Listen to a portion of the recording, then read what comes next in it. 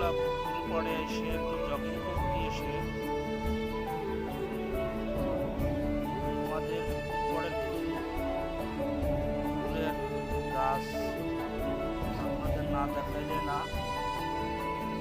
তাই আপনারা দেখবেন ইনশাল্লাহ। প্রত্যেকটা বাড়িতে এভাবে ফুলের চারা থাকলে অন্যরকম একটা শোভা পায়। আশা করি আপনারা সবাই